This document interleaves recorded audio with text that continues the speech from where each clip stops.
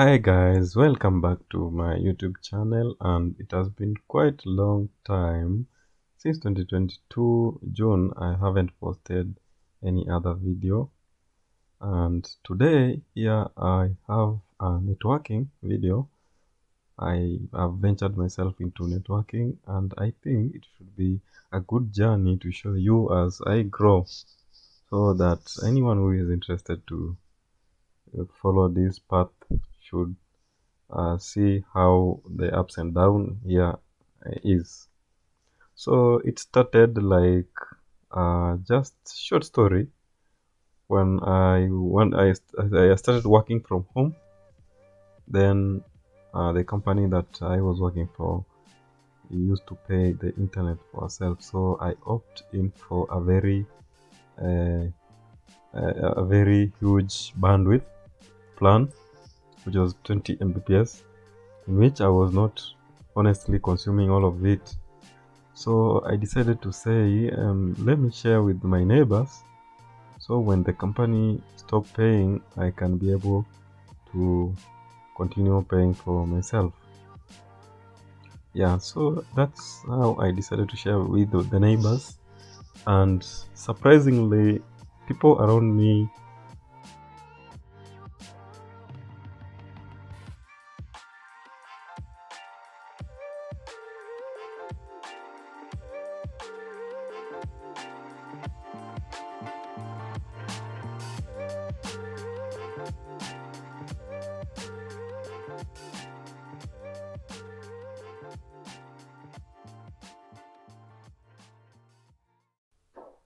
they wanted access. And so I decided to share with them, each person. And with that, I was doing research on how I can manage people to use different passwords, because it's risky if everyone knows my password for the Wi-Fi. They can share with each other, and for that I will not be utilizing that process very well. So I came to learn about a certain firewall called pfSense. pfSense was very good. You can install it on a PC, then it can manage the hotspot clients all at the same time. It can give every client his or her own passwords that is unique and can be used to time the limit. uh, it can limit clients from accessing internet beyond their payment period. Yeah, so it was calculating. You can create passwords that last for hours, days, or weeks, or even months. So I did that, and I was sharing with them password when they sent uh, a amount on my M-Pesa. For example, when person sent like 20 shillings, then I was able to share with them password which they can access internet for the whole 12 hours, which is not it is not on the low side on myself, because this is internet and it's unlimited. It's not like bundles. This is Wi-Fi, okay? So uh, I did that for 2 3 months, and the number grew exponentially. So I wondered, how else can I manage these clients, because the M-Pesa messages has been growing so fast, and sometimes with you understand with M-Pesa there's some delays with everything. So I decided to look for alternative way to manage hotspot clients, those clients who just want to connect their phone on the internet. And I learned on a certain router called pfSense, NetGate, sorry. It ran on a software called pfSense, and pfSense you can also install it on PC. Since it was not affordable to get those NetGate routers, and also it's not here in Kenya, I decided to try install it on the PC. But it was using a lot of power, 3 to 4 units per night, and I say no, I can't do that. So I continued with my research, and that's where I learned MikroTik. MikroTik, when it comes to hotspot clients, it's a beast. This thing is a beast. And I settled, although it was hard to configure, but with the help of tutorial, this MikroTik applied for 3500 bob to 4K, I was able to configure it, and it managed all the clients with the simple practice. We needed a lot of routers, not just one, and you can see the price, how they are so expensive, and we need quite a lot of them because at every place where people are, you need to put there one or even two, depending with the infrastructure, how it is constructed around that area. And that was a challenging part again, but we decided to buy all routers from the market, and after some time we realized that we are losing a lot of money because most of them failed. So we opted just to buy new ones from the market, even if they are low numbers, and one at a time we were able to storm a larger area. Here we are trying to build a switch that can use 12 volts and below, because it is easy to make a backup, a portable backup that is using a battery of 12 volts. And here I have a battery, a lithium battery, that I can just put inside this box. And you can see this is just a normal router. We disable the DHCP so that it can act as a switch. And because it's a gigabit router, when you disable the DHCP, it will work as a gigabit switch. And I combine also two other switch, two other TP-Link 100 Mbps speed switch, so that we can have a total of 8 times 2, that's 16 plus 4, 20 ports router switch, sorry. Okay, and you can see now I have put battery and everything inside, and whenever electricity goes off, this thing can power these switches for as long as 8 hours. You can see, if you decide to use inverters and large batteries, you'll end up spending a lot of money. But if you can give yourself time and tweak a little things and go by the books, you'll come up with your own project that is unique.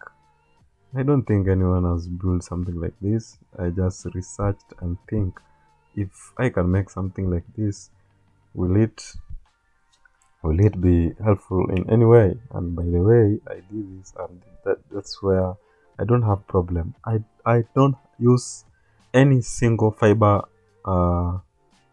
cables because it is hard to maintain them for me. At the current time, I don't have capacity to maintain the fiber when they is maybe fiber cut out or any other challenge. So I just use Cat6, and you know Cat6, it's limited to 100 meter speed. So with these switches, when I add after every 100 meters, I can be able to extend my network beyond 100 meters. So after every 100 meters, I put this, and there I supply to other clients. So it is fully utilized. All those switches in my places are full, and I have like 4 or 5 of this. You can see, yeah. So that's how I can be able to extend this the network. And I was afraid if I do, they call it chaining. There's a networking time called, they chain this chaining. I don't know, I don't remember it very well, but they say when you do this for a longer distance, you reduce the speed. But I can tell you, I've done this 6 times in a row, but when I measure my speed, I get it all at the end of the last line. Okay, So as long as you add switch in between before past 100 meters, you can achieve the speed that you want, all the speed that you have on your main server. So this is how I configured everything, and it is working. You can see that's 25Ah lithium cells. It is built by one of my friends in Mlolongo, called Steve. I'll ask him if I can share his number, yeah, so that if you want it, you can contact him and he can make for you one for between 25 and 3k per each battery. Yeah, it depends with how he makes it. Use the BMS, 12 volts BMS.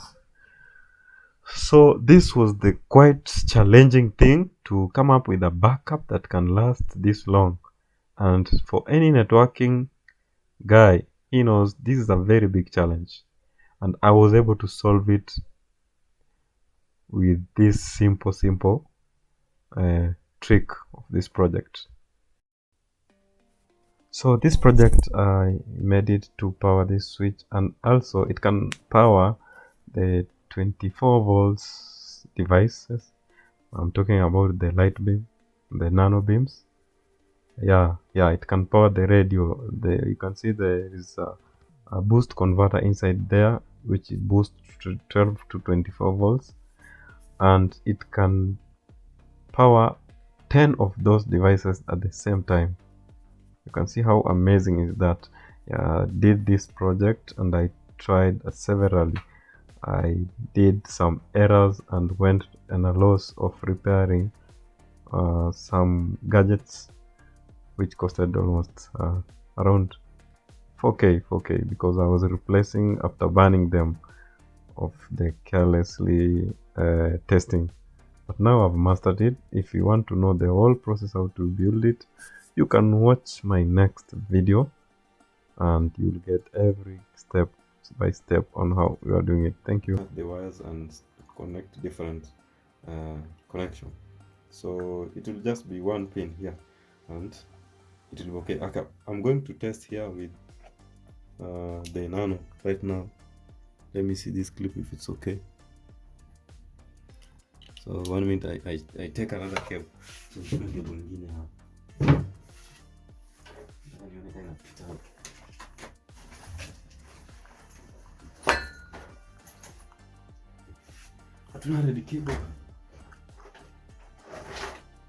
So when I power this here like this, and this one is not good, I'm just using it for testing purposes. I'll go and buy another one which is firm and fix it before I put this whole thing into production. So this one I connect it to the beam and internet will get in here. So let's see if it's working. Okay, so we put it on the main.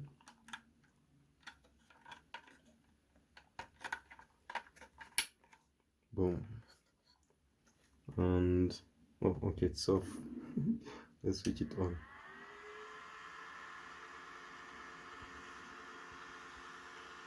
So like I said before, this thing is not good because some pins are laid off because it has stayed idle for quite long.